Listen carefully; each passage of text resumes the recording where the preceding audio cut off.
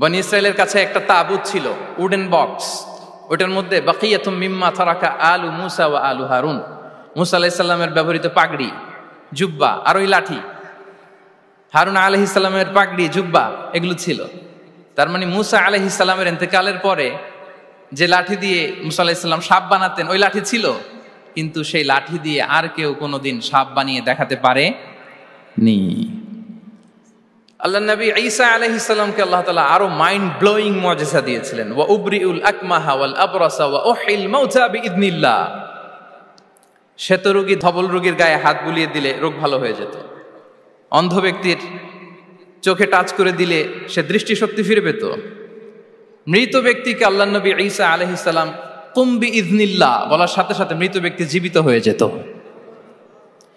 কিন্তু এই নবী আলাইহিস সালামদের বিদায় যখন ঘটেছে, সাথে সাথে তাদের মুজিজারও